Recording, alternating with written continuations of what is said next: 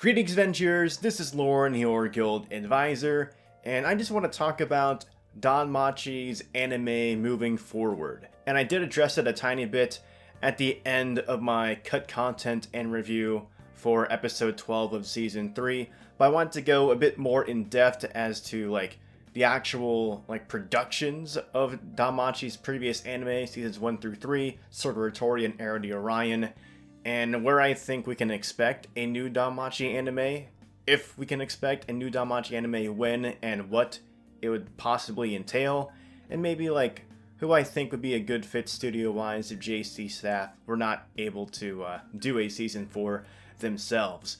But before I get into where season 4 could take us, where any potential future DanMachi anime can take us, I just want to say I have no exclusive information as to when a new anime could arise or anything like that. The only thing we do know is that when season 3 ended, they announced a season 3 OVA, and if you guys saw my last video, you know I'm not too keen on it being an original episode of what seems to be just pure fan service, and hopefully it's not outright terrible like season 2's OVA was.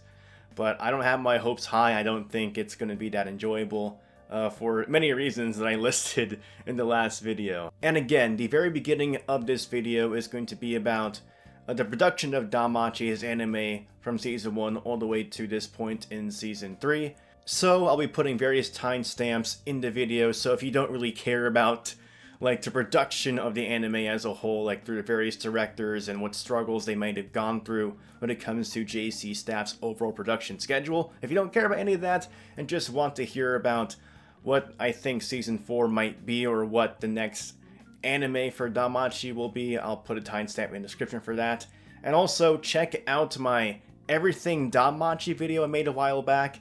It details a lot of what your questions may be about the series, where do I read after season 3, where do I go into the light novels, or how far is the manga along, what's the difference between the manga, the light novel, and the mobile game. All those types of questions should be addressed in that video, so go ahead and check that out if you want to know where you should experience DanMachi, where in the light novel to go to, if you should read the manga adaptation, and so on and so forth. Now, if you are familiar with my weekly episode reviews for season 2 and season 3, you know a lot of the time I say that the pacing could have been better, a lot more episodes should have been decided for the content that they're adapting, and I've seen some comments that have been saying maybe they should have took a Naruto or Black Clover One Piece approach, where they actually do episodes weekly for the end of time, and that's definitely not the answer here. First of all, One Piece and Naruto and Black Clover are all weekly released manga, so there's new content for that stuff happening every single week through the manga chapters. DanMachi is very different, in the source material being a light novel, and those releases can be far and few between. They could be 6 months, maybe 8 months, a year sometimes. And also, there's more to DanMachi than just the main series itself. There's also the Sword of Retori series, which is the companion series featuring Ai's and Lucky Familia's point of view. And we also had the Familia Chronicle series, which focuses on specific characters, like Ryu and Freya. So there's a lot of light novels, and the content just doesn't come at a consistent enough pace to even warrant attempting a weekly episode adaptation of stuff like One Piece and Naruto. And they have their own problems, where sometimes the pacing is super slow because they're already caught up to the current material, or there's a lot of filler arcs. I very much prefer the adaptation model where you do a 1-core or 2-core anime, like how My Hero Academia does it, like how Demon Slayer did it. That way the content's more focused, you have more time to work on just 12 or 24 episodes, and you're not stretching out all your resources and guiding all these different studios to actually produce a episode of anime every single week, because that's not an easy thing to do. And a lot of the time, very much in the case of Naruto and Black Clover, you'll have people saying, oh, skip these 5 episodes, they're all filler, but these ones right here, they're really good to actually adapt the manga.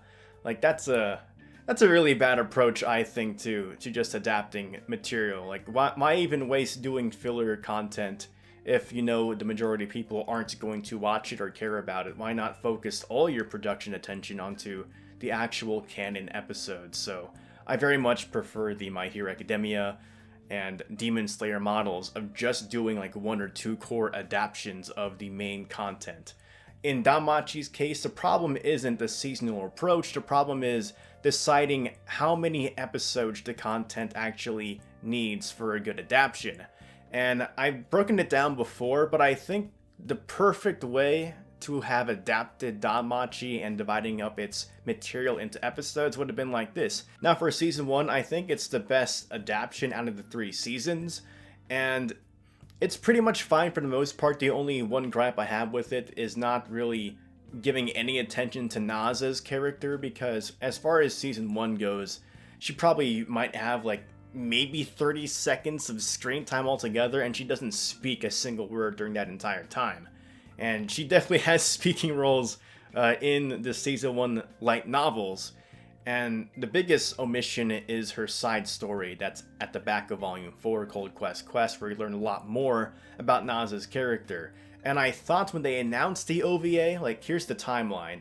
DanMachi Season 1 aired in 2015, and then the following, like, months after they had that first OVA. And when they announced the OVA, I thought it would have been about Quest, like, oh, this is the perfect time to bring in material they did not adapt into the first season. And then it was announced that it was going to be an original Hot Springs fan service thing. And this is where we're starting, like, the decline, in my opinion, on how the studio and production team is approaching DanMachi. Like, oh, now we're trying to appeal to people that want fan service in the anime.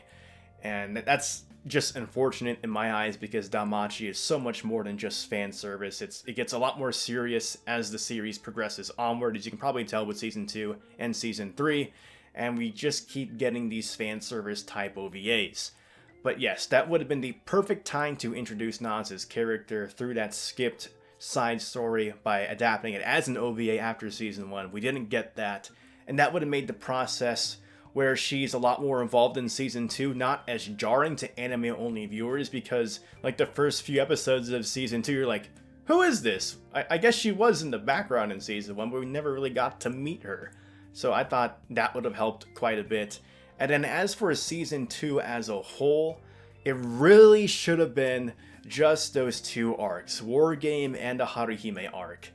Volume 6 and 7, because they are a lot more dense, especially Volume 7, which is Haruhime's arc, than the first 5 volumes of DanMachi. So just adapting those 2 volumes, which we originally thought they were going to do, would have been perfect. We would have had at least 1 more episode for War Game, which I think most people would agree that it seemed really fast-paced, and the final fight was very underwhelming, especially compared to that light novel version of the fight. Like, it was really just underwhelming with that final fight between Bell and Hyacinthus.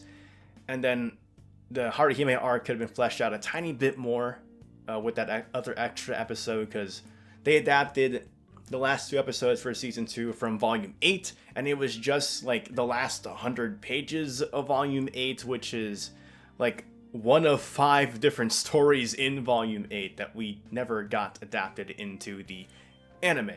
I think dividing it that way just would have worked in Season 2's favor, because instead of ending the anime season on this very weird, like, side story out there in the village with Aiz and Hestia, if we ended Season 2 with the Haruhime arc, it would have been, like, a much more climactic ending, because it is that final fight between Bell and Ishtar Familia, and then gaining Haruhime's freedom, which would have been a lot better of a season finale than what they decided to do. And then that brings the question, well, what do we do with Season 3? Now, I'm very much of the belief that they did Season 2 and 3 the way they did because they wanted to adapt Season 3 into a one-core Xenos arc. I don't think it worked as well as they wanted it to, because of pacing, because of the amount of episodes they gave to Season 3, especially. Like, that really hurt the last part of Season 3, in my opinion, and you can tell that through watching my videos. And Aiz and Bell's parts in Episode 11 are especially hurt because of that. But as far as Season 3 goes, I know why they tried to do what they did, because, like, the Xenos arc is one of the most popular arcs in the light novel series, so let's get to that. But again, omitting what they did of Volume 8 really hurt the development of the characters besides Bell that happens in that volume, and you don't see that stuff carried forward into the Xenos arc or any of the stuff that like foreshadows stuff that will happen in the Xenos arc in Volume 8 because it's just all taken out, and they write around a lot of the stuff that happens in Volume 8 throughout the Xenos arc, and I think some of it just comes along as sloppy.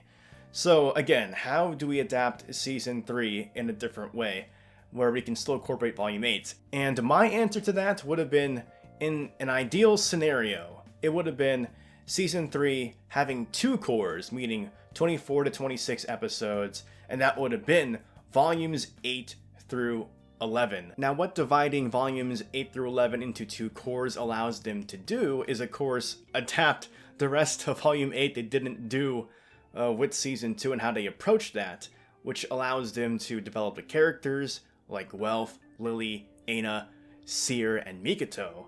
It also has like foreshadowing for the Xenos arc and a lot of build-up that leads into things in the Xenos arc, and of course that also gives the Xenos arc more breathing room to adapt to more things. And like, for example, like having the confrontation between Gross and Bell in a separate episode from the final fight against Bell and Asterius, which allows for more like reactions from the people, allows you to focus more on Bell's thoughts. It's not just a rush to the finish line like we got with that last episode, episode 12. And again, that also allows us for more concentration on that encounter between Eyes, Bell, and Wine, because I thought that was very lackluster when it comes to like just Bell and Eyes fighting each other and the emotions both of them feel. That really wasn't presented that well, though I do think the ultimate scene with Wine was better done. It could have been a lot better than what it was, what we ended up getting. But everything I just said is just the ideal scenario a light novel reader like myself has at their head, and there are so many factors into making anime to where productions can't just be planned that perfectly, so I understand that. But let's now explore the production of the DanMachi anime from Season 1 all the way to the 3rd season, and I'm going to be finally bringing up my cheat sheet here, my Kindle that has a bunch of my notes, because there's a lot of names in here that I can't just memorize that easily. So starting with Season 1 of the anime that aired in 2015, it's only been 5 years, guys. It felt like a super long wait between Season 1 and 2, but it's only been 5 years since we first got the anime itself. And the first season was directed by director Yoshiki Yamakawa, and his previous work before working on DanMachi Season 1 was most notably Little Busters from 2013, and then Refrain, also in this same year, a bit later than that. And adaptation of Little Busters, like the first season wasn't the greatest, but it did set everything up for Refrain, and then Refrain was a lot better. Like, I really enjoyed it. And he also did High Score Girl in 2018, but this is the only time that Yamakawa-san would be directing DanMachi just for Season 1, which still is, in my opinion, the best adapted of all the seasons we've had since then. Again, I just keep thinking back to that Minotaur fight and how that was executed so well. You could feel the emotions that Bell was feeling. You could feel how Loki Familia was feeling when they were watching Bell.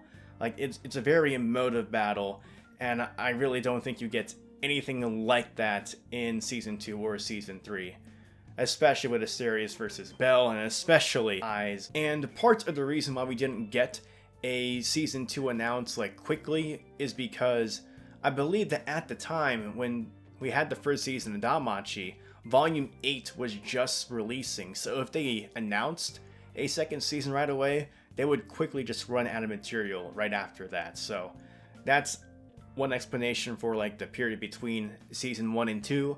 And don't forget, 2 years later, we did get an adaptation of Sword Art Oratoria in 2017. Now, with this, we got a different director, so there's already like some uneasiness because, oh, it's a different director taking on the property. Let's see how they handle it. And this director was Yohei Suzuki, and his previous work was directing the DanMachi Season 1 OVA, The Hot Springs. So, like, with that, you can tell he's familiar with the material, but maybe not so the direction of the series as a whole. And he's also worked on the Hentai Prince and the Stony Cat, which is a romantic comedy series that doesn't really stand out in any way. And also Urara Merocho, which is like a fantasy slice of life type of series, also didn't stand out that well. The interesting thing about this is that he worked on Urara this season right before Sword Oratoria, so he was moving from one project to the next, and I voiced my feelings on Sword Oratoria's adaptation as a whole before, but I thought it was very, very poor, like a really bad representation of the characters in it. They really didn't get into Ai's character that much, but the light novel really does, the manga also. And they really put way too much focus on Lafia and really trying to amp up like the comedy and in very poor taste. And also, there is a scene that Lafia has in the light novel that like redeems a lot of her character, which like, oh my gosh, Lafia did something cool. But that didn't happen in the anime. So it's really weird. Like, they put a bunch of attention on Lafia, but they did not even adapt, like, her at her best within the Season 1 material for Sword Oratoria. So that was very strange. And I think a lot of that just has to do with maybe the director not fitting with this material, and also partly maybe a rush in production because, like I mentioned earlier, the director moved from one project to the next immediately. It was back to back. So that must have been very stressful on him, and also the rest of JC's staff. And I believe it was 1 year later when we got the announcement that they would be doing a DanMachi movie and also Season 2, the movie being an original movie, but the scenario was being written by the light novel author Fujino Omori-sensei.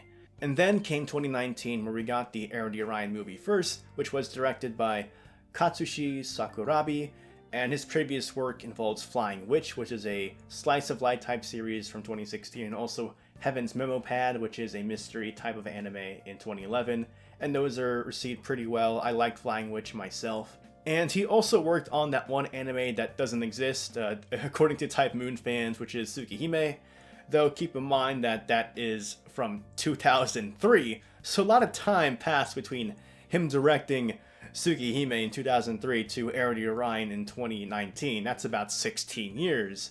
And I also don't fault the director necessarily for how Tsukihime turned out, because the director normally does not get to decide how many episodes an anime adaptation gets. Like, it's gonna be a disaster if you try to adapt a like 40 to 60 hour visual novel experience into a 12 episode anime. Like, that's never a good thing to try and do, so not completely his fault on that. But as for his directing in Era the Orion, I enjoyed it a lot. I think he might actually have the best direction when it comes to DanMachi overall in terms of like directing the scenes, getting the right tone for the content, as well as expressing the right emotions from the characters. Season 1, of course, is up there because of that Minotaur fight. I also liked Lily's arc in Season 1, but I think overall in terms of direction, I think Sakurabi-san does the best when it comes to DanMachi. But of course, we move into Season 2 and we get another new director, and this time it's Hideki Tachibana. And he's directed content like Dragon Crisis is like his most notable like dictatorial thing, and it's not that great of a show. And he's also had smaller roles within JC Staff's anime, like he's been an episode director for some of Railgun, Index, and Wixis. So not exactly the most impressive profile heading into him eventually directing Season 2 and Season 3. Though, in some of his defense, I will say, if you watch Era the Orion in theaters, at the very end of the movie after credits, they had a few interviews that they showed off, and they actually flat out say, during the Era the Orion interview stuff, that they did experience some trouble transitioning from working in Era the Orion to Season 2. So already, like, there's some production issues with that. And JC Staff also in that year, 2019, were working on a ton of different projects, really stretching themselves out thin. And I really think that was just for the worse when it comes to everything they adapted, because they were working on One Punch Man Season 2. Not a lot of people liked how that went. They also did Date A Live Season 3 during this year, and I enjoyed it for what it was, but there were definitely some rough spots in that. And also, just in the summer 2019 slot that DanMachi Season 2 aired in, JC Staff was also working on stuff like A Certain Scientific Accelerator, which was airing weekly at that time, And also, Do You Love Your Mom and Her Two-Hit Multi-Target Attacks? I think I said that right. They also were adapting that during that time period. So again, really stretching themselves out thin during all of summer 2019, and I think that really hurt the production of DanMachi Season 2. But that's not the only thing that hurt it, in my opinion, because just going by Season 3 and Season 2, I think a lot of the direction that we experienced with Air the Orion in Season 1, where they had stronger direction, was lost in Season 3. And of course, most of us are aware of the production issues that arise with Season 3 just because of the time period it aired in, which was, of course, when the pandemic hit. So a lot of productions were just trying to get their feet on the ground and figure out the process of how do we make anime in a stay-at-home environment? How do we do this? And you saw JC staff struggle with that quite a bit because that happened in the middle of Railgun T, and they had to delay like multiple episodes. It actually stretched out airing across like 3 different seasons instead of just 2 like they initially planned. But in the end, they actually got Railgun T done, and it's like the best of the 3 seasons, so they really focused a lot of their attention on that, and I really liked Railgun T. Though I think because of them really trying to get Railgun T finished and put together, it hurt the pre-production overall production of other projects they may have been working on, like DanMachi Season 3. And part of the reason why I think Tachibana-san's direction for DanMachi wasn't necessarily a good fit is because the person in charge of series composition throughout all of DanMachi has remained the same. It's always been Hideki Shirane, and Shirane-san has worked on a ton of different stuff. And for those of you who aren't familiar with what the series composition is in charge of handling in a series, basically they're in charge of like pre-production of the material, like drafting out and planning out what material the anime adapts and how to format it into episodes with the pacing. So I think really a lot of the problems with the pacing of DanMachi does have to do with the other Hideki. It's really strange how both of them are named Hideki, but with Shirane-san's series composition, I think a lot of the problem might come from his pacing, but again, he's working with the amount of episodes that they have.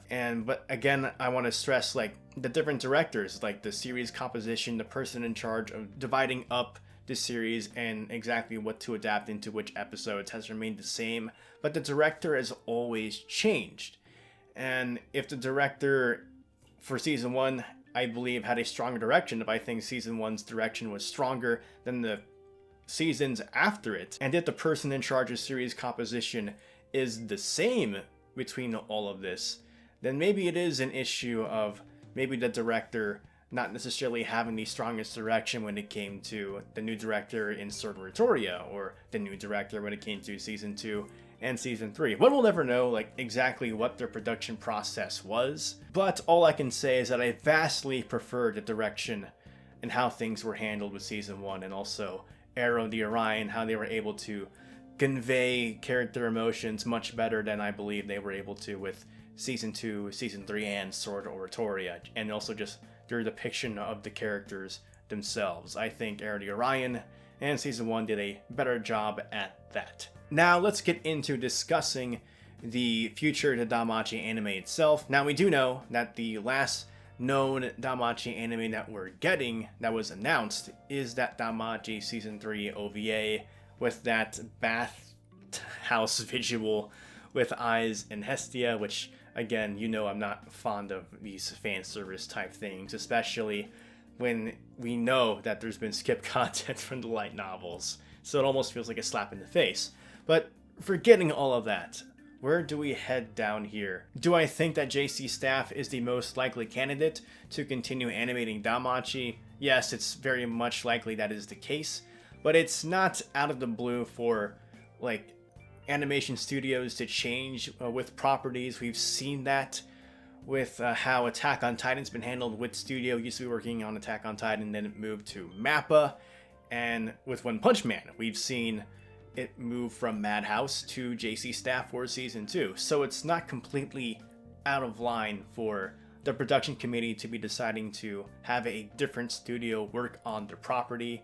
But I think it's much more likely that JC staff will continue to work on DanMachi if a Season 4 or Sword of Retoria Season 2 is announced.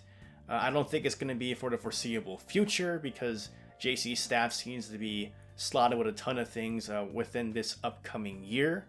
And I'm glad that we're not getting a season 4 right away because, again, I really want them to take their time on season 4 because it is my favorite arc of the entire series. And it really needs to be done very well. JC Staff is working on a lot of stuff for the upcoming year, so I don't think season 4 is in the cards anytime soon. As for what season 4 would entail, it's of course the next 3 light novels after the Xenos arc, volumes 12 through 14, and there's a lot of focus on my favorite character, Ryu, and that's partly why it's my favorite arc, but it's also where you get to see just how the Xenos arc has developed Bell as a character. Bell is super awesome in this next upcoming arc, so it would be really cool to see that animated. I don't know when that would be though. And there's also people with the questions, well, are they going to do a Sword Oratoria season 2? Again, I'm not too fond of the adaptation of Sword Oratoria season 1. I really didn't like how they depicted the characters. And I really think they did a bad job of adapting Aiz and Lafia, especially. But I would not be opposed to a Sword Oratoria Season 2, or a Season 4 of DanMachi main series. I really do think the material could use just a fresh take on it. Just maybe a slight changing in the head staff for the franchise itself. Because, again, I'm not too fond of the direction of Sword Oratoria Season 2 or Season 3, so it doesn't necessarily have to move away from JC Staff, but I would like to see a newer director get their hands on this to see if maybe they could adapt DanMachi in a direction that's closer to how the novels portray the characters and the story. Now again, with Sword Oratoria Season 2, I think the chances are lower than higher for that one because the way that Season 1 ended, they kind of like skip Volume 5 of Sword Oratoria because they're still supposed to be down in the dungeon after defeating that pseudo spirit at the end of the anime. They're supposed to still be down in the dungeon for Volume 5, which is that point during Season 1 of the main series where Bell stumbles upon Loki Familia when him, Welf, and Lily escape from getting trapped in the dungeon and have to move downward to floor 18, which is the safe zone. There's a whole light novel of Sword Oratoria that happens down there in that moment, but the end of the Sword Oratoria anime has Loki Familia just go straight back up to the surface. So they kind of skipped Volume 5 in the process of doing that. Now the DanMachi mobile game Amoria Freze does adapt Volume 5 into this visual novel type format, and also Volume 6 into a visual novel type format. So I think that really hurts the chances of it getting an anime strictly because it seems like, well, Sword Oratoria had its time being animated, but now we're going to continue the rest of the story through the mobile game. That's really what that felt like. Another thing they could try to animate instead of like a Season 4 or Sword Oratoria Season 2 is Familia Chronicle. And now that there's 2 books out, episode Ryu and episode Freya, there's enough content to do like a 1-core season. That would be really cool, especially to see like a new studio's take on that, a new staff's take on the material. And I say that because between the main series light novels, Sword Oratoria, and Familia Chronicle, they actually all have different illustrators, so they all have a distinctive art style. So it wouldn't be too out of the way for them to try a different direction with adapting Familia Chronicle. Or even something I'd really like to see is them adapting stuff from the mobile game into anime form, especially Argonaut, which is kind of canon. It's still this heroic tale, which may not be completely accurate. Maybe the events within this Argonaut tale in the mobile game aren't completely exactly what happened 1,000 years ago in the DanMachi timeline, but it's supposed to be a heroic tale, a story, so I think it'll work really well. But what I really want to see is Estrella Record being adapted into an anime, because it is about Aurario 7 years in the past. It was penned by Amori Sensei, the light novel author, and it's about Ryu and Estrella Familia. We get to learn more about those characters that are really just teased in the light novels, and we also get to see a younger Loki and Freya Familia and how Otaro gets to become level 7. There's a lot of cool moments in Estrella Record. It would be really cool to see them animated, and just also it would tie in to an eventual season 4 very, very well, with the focus being on Ryu for that potential anime season. So, like I said, I really like to see like a new staff's take on the DanMachi franchise. Like, it can still stay within JC staff as a studio, but there's different staffs and heads that they could assign to DanMachi.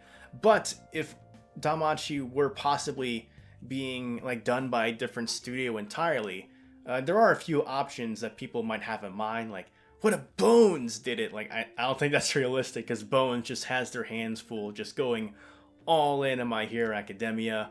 There's people that might mention Mappa, but they're going nuts right now doing Attack on Titan, Jujutsu Kaisen, and eventually they're going to be doing Chainsaw Man. So that's definitely not on the table. I think A1 Pictures could actually do a good job with DanMachi. It just depends on the people they hire for it, but the light novel adaptation of 86 looks like it's shaping up pretty well. That's a very well-known light novel series in Japan, and it's going to get animated in spring of next year, and I'm looking forward to that. Cloverworks is also another thing. They used to be a branch of A1, then became their own thing called Cloverworks. They're working on a ton of stuff right now. The Promised Neverland Season 2 and Horimiya, so definitely not in the cards for Cloverworks or A1 Pictures. Some people might say White Fox, because they're doing a great job with adapting another light novel series, ReZero. Though White Fox isn't necessarily known for their action. They did do Akame ga Kill a while ago, and that was a decent series. They did do Goblin Slayer, but I don't think it was necessarily the action that was the set piece for that anime. But at the same time, White Fox wouldn't be completely out of left field, because Goblin Slayer is still under like the same book imprint as DanMachi, so it's not completely out of line. Now, as for my dream choice on what studio to take on DanMachi, it would be Wit Studio. You know, the studio best known for doing Attack on Titan seasons 1 through 3, Vinland Saga, they did After the Rain, they also did Cabaneri the Iron Fortress, they did The Great Pretender. They've done so many different things. The Agent Mega's Bride, which I have proudly displayed over there. They've done so many different things. Like, they've really shown themselves to be able to tack on pretty much like any genre and execute it really, really well.